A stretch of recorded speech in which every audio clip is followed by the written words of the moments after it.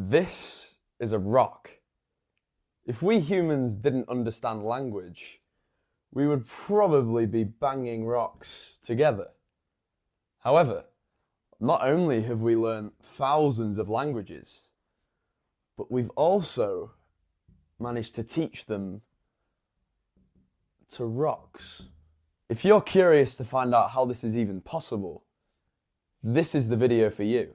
Now, clearly computers are more sophisticated than rocks, with their advanced circuitry and mechanisms.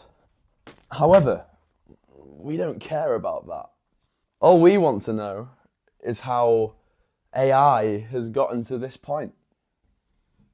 And it all starts with natural language processing. Our language is incredibly rich with emotion, context, and memory. We're not just speaking words, we're conveying thought. Now, before we teach a machine how to think, we must teach it to read. Because all of this, to the machine, looks like chaos. So, the first step in natural language processing is to get this data ready for analysis. This technique is called text pre-processing. The first step of text pre-processing is called tokenization. This is a technique which takes text and breaks it up into small, manageable sizes, called tokens.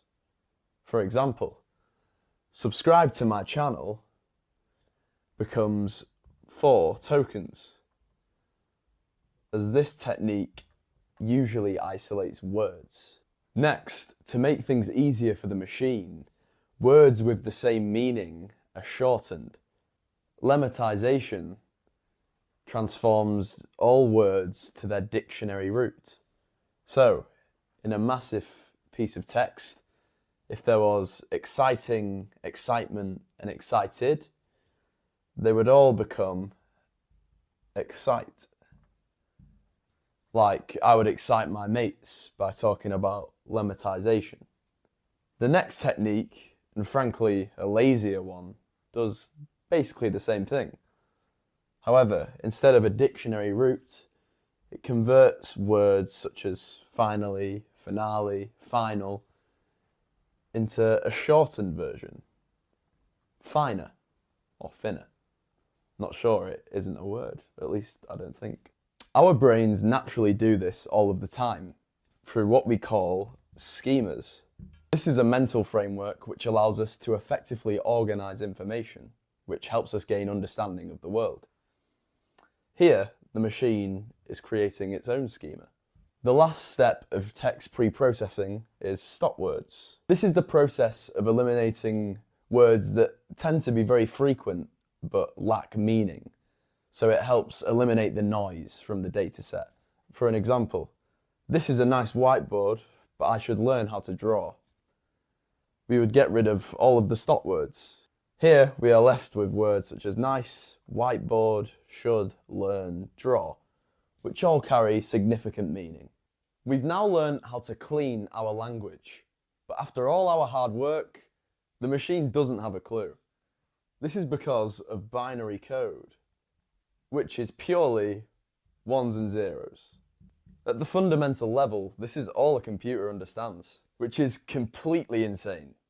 Every single use case and interaction that you've ever had with AI software is fundamentally a massive chain of zeros and ones. How? Well, to find this out, we must start at the beginning. The idea is that we convert our language, words, into their language, numbers. We do this with vectors, which are a list of numbers. To illustrate, let's look at the first technique, One-Hot-Encoding. This is very simplistic, and you're about to see why. Let's take a sentence. I walked the dog today. It was nice. I did actually, earlier on. The vector, if we wanted to create one for dog, would be this. zeros for all of the other words, and a 1 for dog. That's it. If we wanted to get walked, you can imagine this is the vector, a 1 where walked is. This vector tells us where the word is and that there is a word, but nothing about its meaning or how important it is. Additionally, this is a very sparse technique. Let's take a red pen to illustrate this. Say there were 10,000 lines of text or singular words. A vector for one of those words would have 9,999 zeros and a single 1.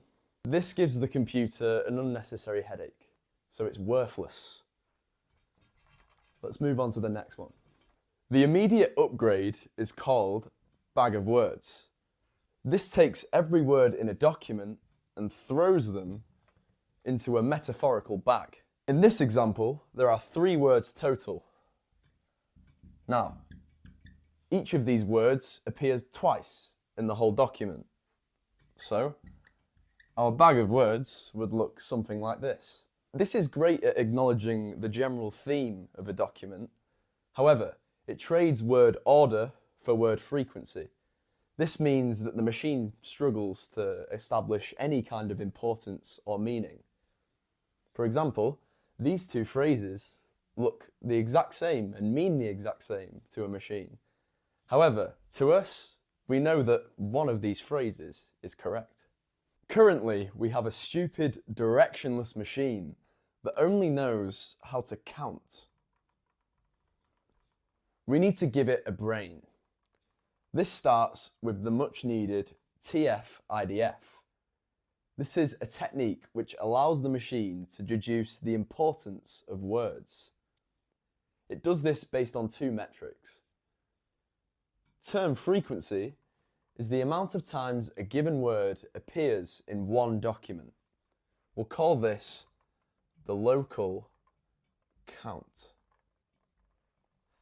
Inverse document frequency is the amount of times the same word appears across all documents, potentially the entire internet.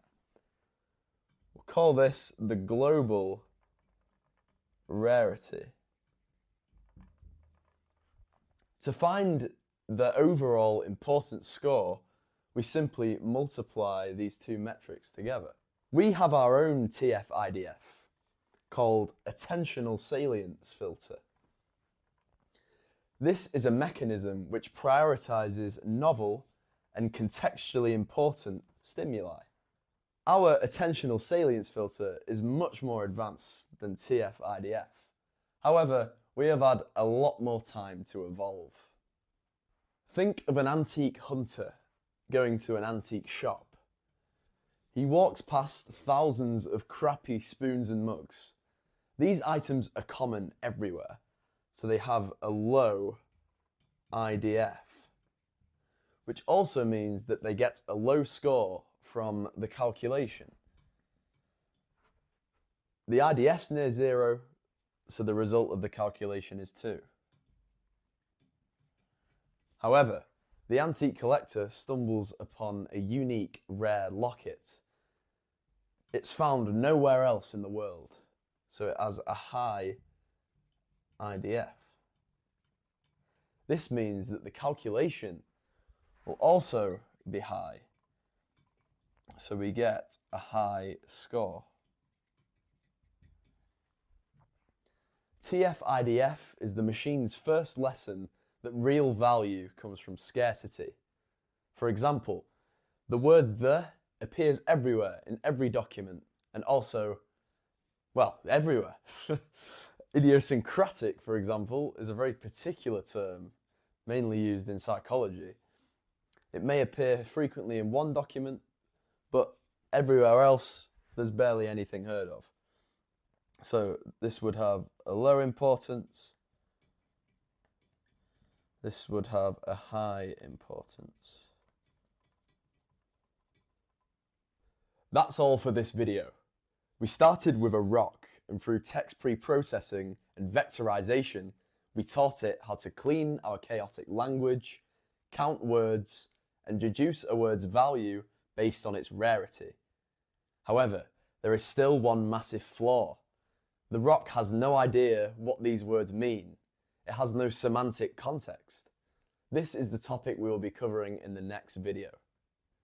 My goal is to combine knowledge of the human mind with the machine mind to help AI successfully integrate into our society, making sure humanity benefits as AI progresses. If you enjoyed this video and want to learn more about how AI has gotten so advanced, please like, subscribe, and let me know what you thought in the comments down below.